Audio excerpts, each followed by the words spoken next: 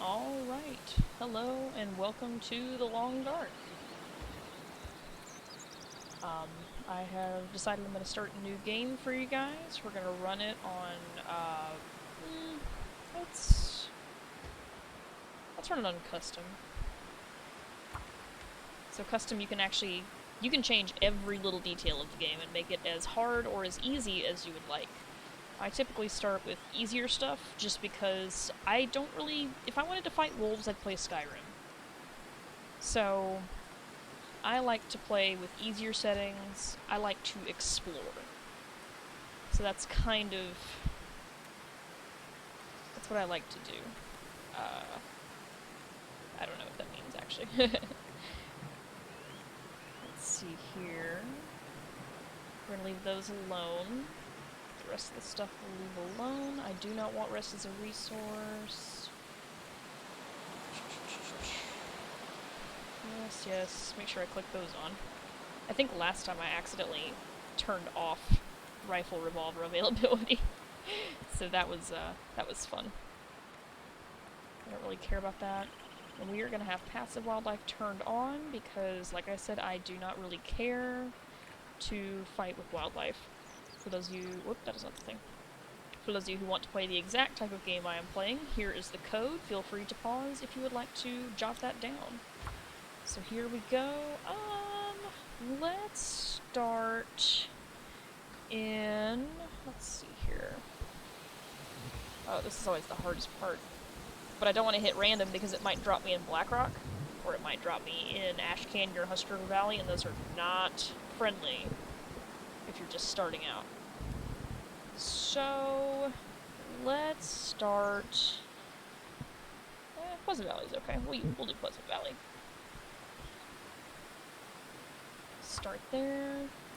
I'm actually non-binary. They don't have that as an option, but good enough. Whatever. Let's have some feet, because why the hell not? I've worked hard to earn those feats. I deserve to use them. We're playing for funsies, after all. Do that, because otherwise I will forget. A mysterious geomagnetic storm has brought your plane crashing down into the North Canadian wilderness. How long can you survive? Well, theoretically, for quite a while. Come on. There we go. Let's get into it. Life is an error-making and an error-correcting process, and nature in marking man's papers will grade him for wisdom as measured by both survival and the quality of life of those who survive. Jonas Salk. Alright, let's see where... Oh, wow. Oh, wow. Okay. Interesting. Alright, cool. Cool beans. So, I'm gonna treat this as if people do not know what they're seeing here. And, so if you already know this stuff, you may just ignore what I'm saying. No big deal. Lonely Homestead. Alright, cool. I know where I'm at. That is good. So if you look down in the bottom left corner of the screen, you will see basically my stats. There are 4 little circles, each being a particular oh, hello, beautiful. That's still edible. Each circle represents a stat, and they're pretty self-explanatory. You've got from left to right temperature, fatigue, thirst, and hunger. And then below that is my condition bar. So, of course, as you can see, my temperature is dropping rapidly. It is very cold outside. In fact, if I pull up the menu, it feels like it is negative 33 degrees out here. And I am not well equipped. I'm wearing a baseball cap, for God's sake. This is no bueno. So, we want to... Oh, hell yeah. Gimme that. I'll take what I can get at this point. Some things you'll run into that you... Oh, wow. Big gust of wind. This is actually a potentially very dangerous spot to start in, because there is a bear and a moose spawn right nearby. Obviously that won't affect us because we're playing with passive wildlife, but if you are not playing on passive wildlife, that is, if you're playing anything other than a custom mode with passive on, or Pilgrim, you may have to contend with bears and moose right away. So this is a potentially very bad place to start. And I don't know if you caught it, but I actually turned off the predator grace period. So, let's see. And of course, it's just extremely difficult to see through all these birch trees. But the good news is, I can actually get through this fairly quickly and there's a shelter, a structure, right up the way, so it's actually not just terrible. Let's see here, get up this hill so I can see what I'm doing here. Where's the actual building itself? Is that it? I sworn. I don't know, I feel like every time they update the game they move things around a little bit. So it's like everything but a little to the left.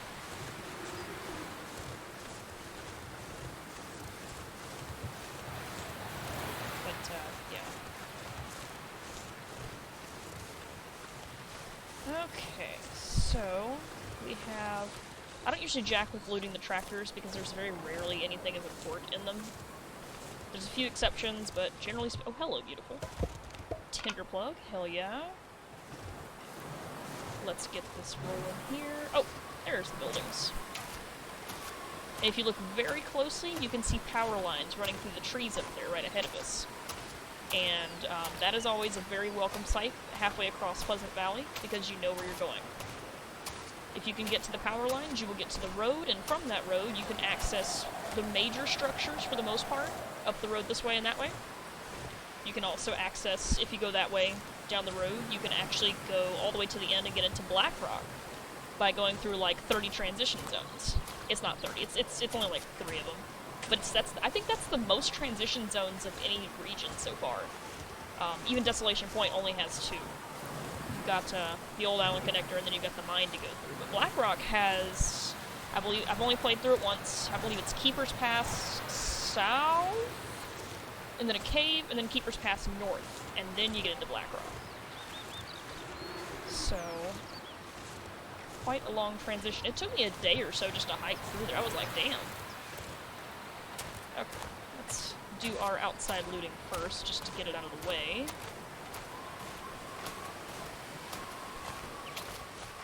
That way when we go inside... Oh, hello, beautiful! Hell yeah! I will take skill books all day long at the very beginning of my game. Oh, yes. Perfect.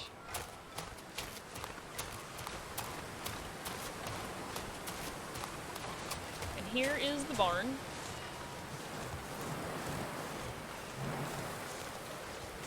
We can get inside, and it's always warmer inside. Anytime you're inside, warmer. See, if you look now at my temperature, it is now rising. So we are no longer freezing. It is 32 degrees exact. Oh, we're kind of freezing. Okay. It is exactly 32 degrees Fahrenheit in here. I live in America, so we're doing Fahrenheit because, honestly, I don't have a concept. I know that 0 Celsius is freezing, and I know that 100 Celsius is boiling, and it makes sense. I have a degree in biomedical sciences. I minored in biochemistry and psychology. I've had contact with the metric system, but my brain still says, hey, 32 is freezing. So I'm just kind of set in my ways in that respect. But I have no problem with people who use metric. But I can tell you right now, I'm going to be very confused if I switch to metric. So there we go. Let's have a look. Ooh, clothing. Heck yeah. And even if the clothing isn't the best, it's still not a bad idea to pick it up.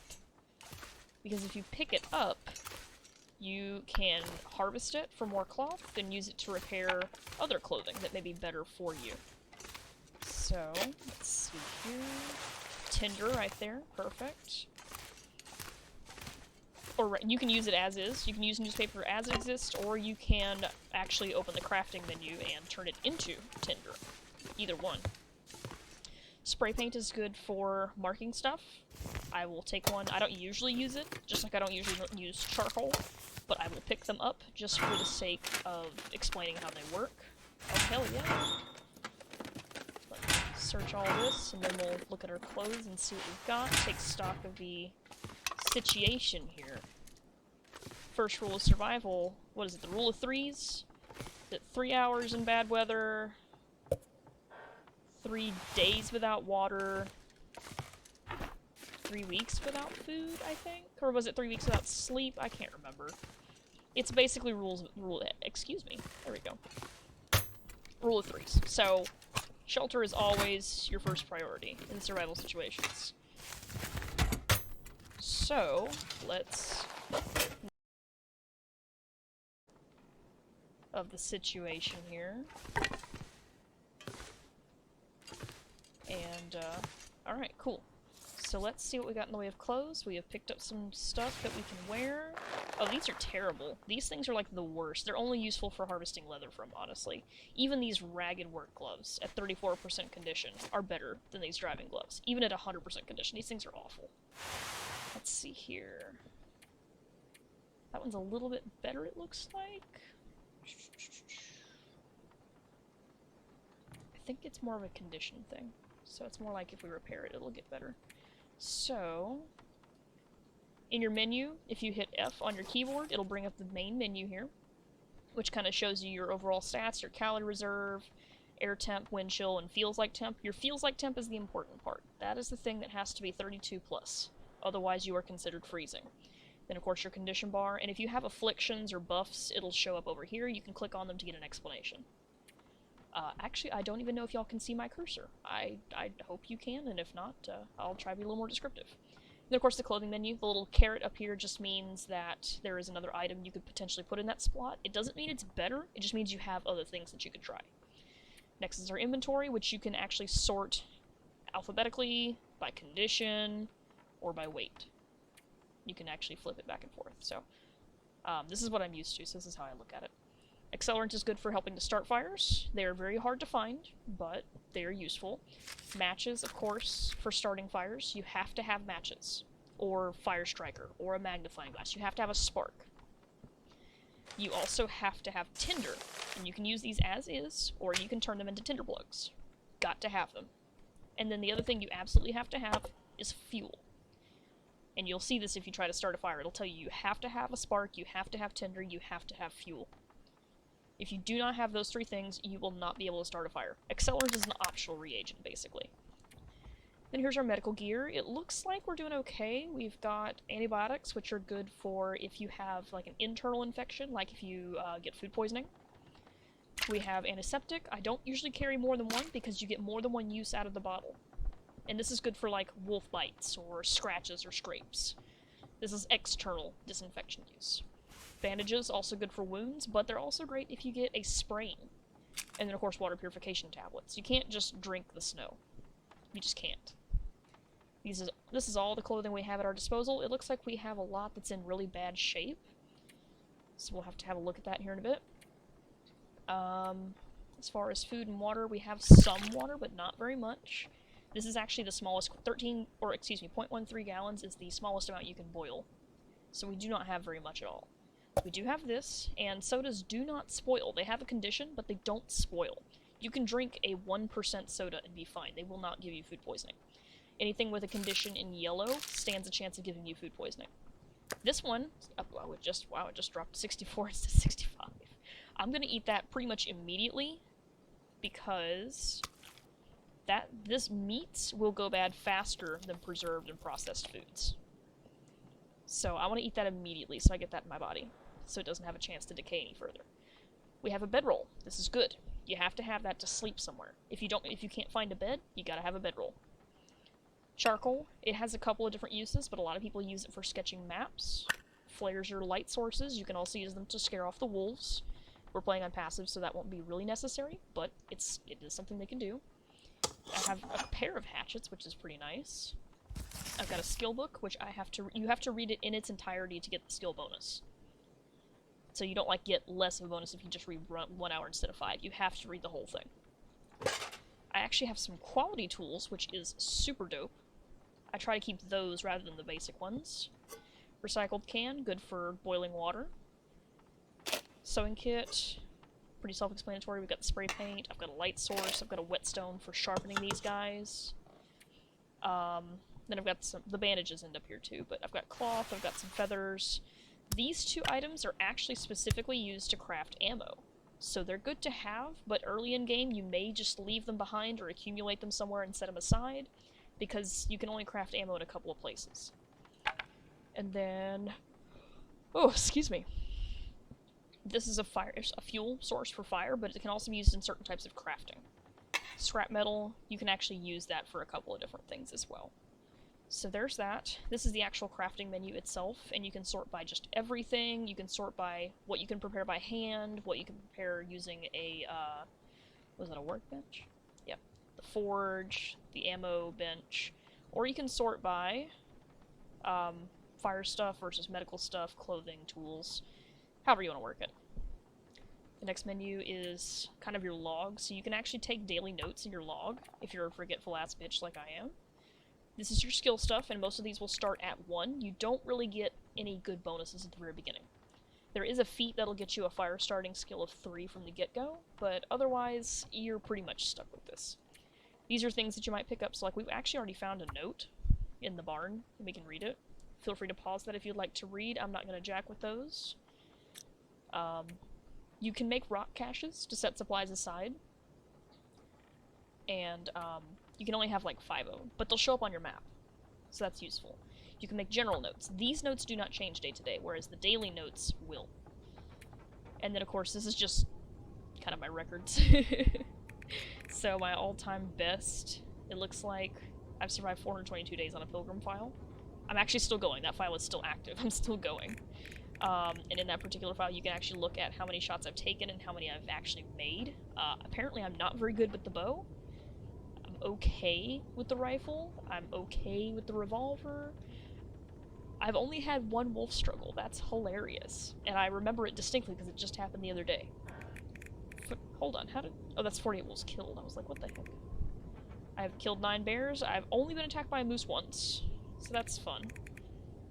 But, yeah, it gives you all sorts of fun stats. I've survived 140 blizzards on that file, holy crap. And then this is your map, which it doesn't have anything right now because I haven't mapped anything. Last updated, never. Amazing. So, this is about as good as we're gonna get for right now. We're gonna have to keep moving because we have to get some better gear. There's a couple of places we can go, but once we get outside, I will make a map just to show you how to do it. What the heck is this? Ah, yes. Okay. Ooh, get some caffeine in my system. Hang on now. Ooh. It's a heckin' windy boy out here. So, you hit the spacebar to pull this up, and you can quick access a bunch of stuff. So to map, we select this, and then this, and then you sketch it, you just click to use it, and there you go. Now you have the barn, and it shows you some of the surrounding stuff. You can also mark this to show, hey, I've already been in here. I've fully searched it, there's nothing left, don't bother. So now you can actually see it on your map. So there we go. Now, we're gonna head towards the power lines. And we're gonna see about getting out of this dadgum wind, because holy shit, it is cold. It is super cold. Ooh. It is very quickly turning into blizzard conditions. And even if you are protected from the cold, blizzard conditions are bad news. They will damage your clothes. They will reduce visibility to almost nothing. They're very, very dangerous. So right now, we just have high winds. But if it turns into a blizzard, we need to have a point of reference. So it's good to have a road, because at least you can see the road. And if you're right on them, you can see the power lines too. But yeah, this is very quickly turning into a blizzard situation. This is not good to have on day 1. Not good at all. But if you are the type of person who likes to map everything they find, then here you go. You can very quickly do a sketch of that. You can see where it is in relation to the other items on your map. Now you notice that my temperature is getting almost to 0. Now it will not instantaneously kill me if it drops to 0. Dropping any of your little 4 circular bars to 0 does not kill you. What kills you is when your condition, that big bar at the bottom, drops to 0. Your condition can drop by having one of the other 3 bars at 0, or it can drop by being attacked or by being sick. So, once my temperature gets to 0, you'll see I'll get a hypothermia risk warning, and then my condition will actually steadily start dropping over the course of the game, until I get somewhere warmer. So there it is, there's my hypothermia risk. And now my condition over time, it's at 100% right now, but it's not going to stay that way for long. If you look, it'll actually say, basically, I need to find someplace warm before I actually get hypothermia. So let's get a move on here. If you look, you can actually see my condition bar starting to drop a little bit. The cold will kill you very, very quickly out here. Let's hop in here, see what we can find. Tinder, heck yeah. Can I have that? Thank you. This vehicle is not very warm either, so we're not going to be able to stay here very long. It's out of the wind, but it's just still straight up freezing. The air temperature, even without the wind, it's not even that windy, it looks like. Oh, it's because we had a windbreak. Yeah, it's fucking cold, man. We gotta get shelter, like now. This is very quickly gonna turn into a blizzard. Oh look, what is this? Buildings. Heck yeah. I'd gladly take some buildings. I would love to have buildings. This is Thompson's Crossing, and I'm gonna map it real... No, I can't map it right now. I don't have any more charcoal. I was going to, but so much for that. I am very quickly gonna search out here. I am already freezing. I may as well make the most of it. Nothing in here. Oh wow, an energy bar. You can actually find some pretty decent stuff in vehicles sometimes. So, it's a good idea to search them.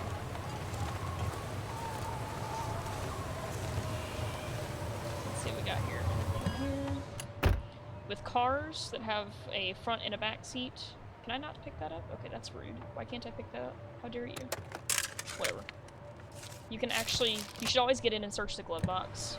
But you can actually peek into the back seat and see if anything's worth taking in there. In this case, there's not. There's spray cans, and if you want to use spray cans, that's fine. Go for it. But I'm probably not gonna jack them.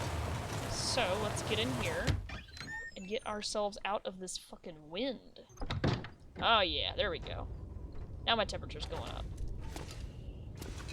So it's nice and warm, and we can search this and see if there is anything to be found. Excuse me, please open. There we go. Got some sodas. Heck yeah. Nothing here. Beef jerky. Ooh, a candy bar. Ketchup chips. I don't really understand the appeal of ketchup chips, but each to their own. After all, this game is actually set in Canada. Specifically, it is in Nunavut, which is the province that is up north. It's made of a whole bunch of islands, as well as a great big landmass. So, Great Bear is the island in question. I do not know if it's a real place or not, but it is in the region known as Nunavut. So, there we go. Good stuff. Let's see here. Peaches? Heck yeah. Newsprint? I don't see anything. Oh, yeah, I do. You did. I know they talk about how sodas will dehydrate you, and that's technically true, but when you're in a survival situation, it not only is it liquid, it's calories. So it's better than nothing. Not perfect, but better than nothing. Now you see here we have a locked locker. I can't get into that because I have to have a pry bar for it. So, sometimes you can find a pry bar nearby. Oh, hell yeah. But in this case, it doesn't look like we'll be able to, so we'll have to make a note of this to come back later. Let me reevaluate my clothing here, see what I can find. That one's about the same, but it's kind of windproof, and that's about it. There's that. Now you probably noticed the game actually takes into account the air temperature, the wind. Protection is in relation to wildlife attacks, and then sprint, it just means that heavier stuff will make it harder for you to sprint. So if you look at my sprint bar, that little red chunk taken out, that's because I'm wearing heavier gear. So that little red chunk was smaller when I first started than it is now, and that's because I'm wearing heavier clothing. Okay, it's not as windy, but it's still really freaking cold. Okay, now you see I have a sprain risk, and that, if you can also see that in the bottom right corner, you can actually see that little red weight. That just means I'm carrying too much to be able to do anything terribly athletic. So, like, I can't climb ropes right now. You can still sprint around when you are over encumbered, although there is a point at which you will no longer be able to sprint. It depends on how much over your limit you're carrying. So, like, right now, I am overweight. Now, if you're looking at this before, you may be going, hey, wait a minute, I thought your maximum was 66 pounds. You are correct. When I am fully rested, it is 66 pounds, but I am tired, and my carry weight has been steady dropping. So I'll be able to rest and recover some of that carry weight. But for now, let's have a look and see what we can find. Anything good in here? Mostly just papers, I would imagine. Oh, a soda. Hell yeah. I'll take it. What is the fascination with ketchup chips? Matches. Ooh, tin of coffee. That's not the coffee itself, that's just the coffee grounds. I like how it's called Big Moose Kicks, though. That's good. Good stuff. Okay. What else we got? Oh yeah, I'm about to do something... Okay. Wool socks! Fuck yes! Alright. Antibiotics. I'm about to gross y'all out. This is potable water. Technically speaking, water in the commode section is potable. You can drink it. It's gonna taste like toilet water, but it's drinkable. And this is a survival situation. We'll drink our own piss if we have to. In fact, if you leave the survivor monologue on and you're playing a female character, she will actually comment, man, the guy who drank his own pee doesn't seem so crazy anymore. Well, yeah, it's because he had to. Although I will say, that guy is, not a true survivalist. Just a heads up. Don't believe everything you see on TV. Now, am I a true survivalist? No. But at least I know that drinking your own piss is not usually the best option. Sometimes it is, but not usually. Oh, look at that. Hidden cabinet. With nothing in it, because of course, why not? That would be too easy. Chocolate bar. Hell yeah. Now these books are actually really good when you're first starting out. They're heavy. They weigh 1.1 pounds. They're heavy. But they catch fire a lot easier than standard firewood. So they're good to start fires with. They're considered fuel, not tinder. And they're easier to get going than a piece of firewood. And yes, I know, I'm carrying a lot. I understand that. But right now, I need to get gear and then go through it and figure out what I can do with it. So, let's get going here. Hell yeah. I will take it. Okay. So many cabinets, I don't know what to click first.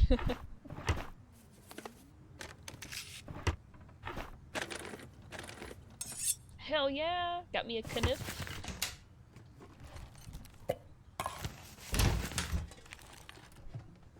And some people are going, well, you have a hatchet, do you really need a knife? Yes, there is a difference between using the two of them. A hatchet is good for hacking at things, so like cutting down saplings, maybe hacking the frozen meat out of a deer carcass. But a knife is good for harvesting fresh meat, and also you can harvest hides and guts faster with a knife than you can with a hatchet. So there is definitely a bonus to having both. Plus, a knife can't take out saplings. I suppose technically it could. You know, you could kind of use it as a wedge to cut it open, but the game mechanics don't allow for that, so. At the end of the day, this game does a really good job.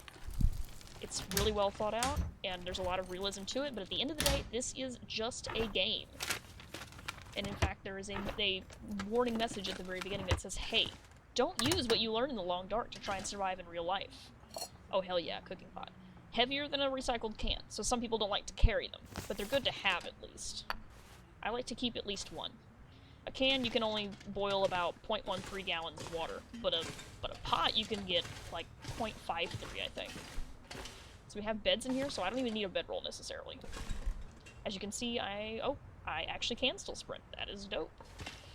So, let's go explore some more, because there are more houses to be looked through.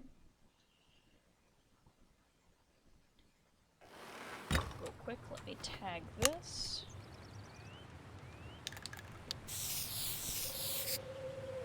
You might have noticed that there are actually some other things that you can tag here. You can tag danger, go this way, go that way, and you can actually rotate it by using your scroll wheel. You can say don't go this way, there's stuff here, this is a good place to hunt. There's lots of good things you can do with this.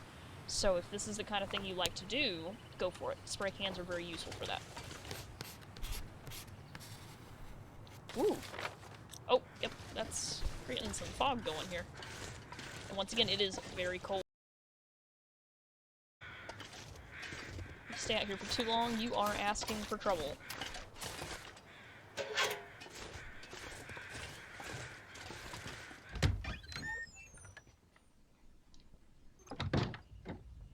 So I'm gonna go ahead and stop it here. Thank you so much for watching.